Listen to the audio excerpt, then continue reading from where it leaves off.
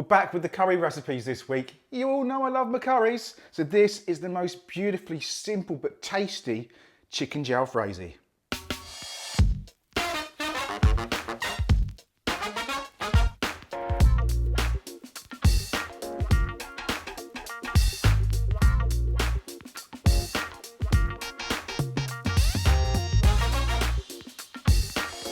Okay, so the jalfrezi, we're going to make this up into two separate pans. First pan is going to make up our tomato gravy. So this one, get nice and hot, and into a hot pan, you're going to add a teaspoon of some vegetable oil, and into that we're going to add a teaspoon of cumin seeds. Get a nice bit of heat through there, and we'll take 2 chilies.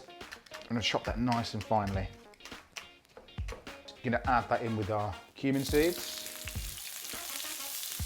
You want to add 3 cloves of crushed garlic, a teaspoon of salt, and 1 teaspoon of turmeric. Move that around. And now we're going to add some chopped tomatoes. I'm going to add 3 or 4 of these. Nice little small chunks. Drop the heat on that slightly, we want that to simmer around so it starts creating our sauce. Into that, I'm going to add a splash of hot water. And you're just going to leave that for around 15 to 20 minutes just to reduce in size and thicken up to create our lovely sauce. While that's bubbling away, on a second pan, we're going to add a 1.5 cups of rice and double the quantities of hot water.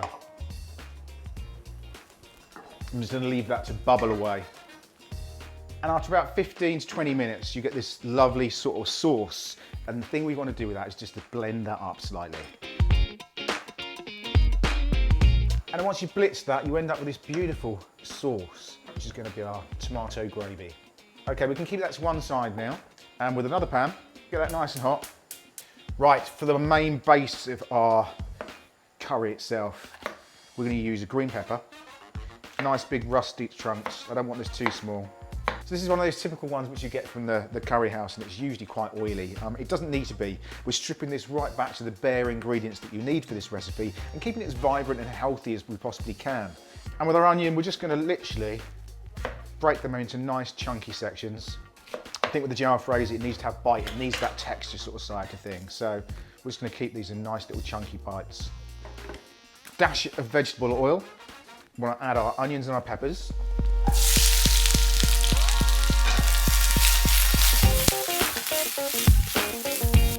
We've got 1 tomato, that can go straight in. Now we've got some coriander. Now I've got a good bunch of here. Again, this is totally and utterly optional, but I just think the coriander works so nicely in this dish. Coriander can go in. We've got a teaspoon of garam masala and a teaspoon of cumin seeds. And just keep that moving around the pan, making sure you keep all that lovely bite in the vegetables. Over here, we've got 1 chicken breast. Take that straight down the center. And I just want some small, nice cubes. And that can go in.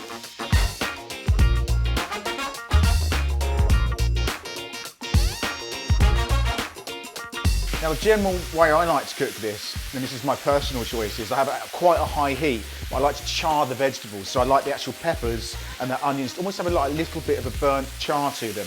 It just tastes really, really nice, almost like a chicken shastik does. You get these beautiful charred elements to it. So the vegetables are still nice and crunchy. The chicken's pretty much cooked. We're going to add some of our beautiful tomato gravy. So we're going to cook that out for about another 5 to 6 minutes. As you can see there, it's starting to thicken up already. Now, if you're not a meat eater, you can swap this out with aubergine, works really well in this. For fish eaters, things like king prawns works lovely with this dish as well. Obviously, just reduce your cooking time. But how much better does that look than a greasy takeaway? That's how it should look by colour. The vegetables should be really vibrant and green still, and still red with the punchy colours. And you've got that beautiful aromatic sort of smells coming through here. Let's serve this one up. We've got a generous portion of our rice, and then we're going to take a really nice, generous amount of our jalfrezi. Just place that in our bowl. I'm going to add a small dollop of yogurt just over the top, and a few little sprigs of our coriander. And that is going to be so much better than any takeaway version.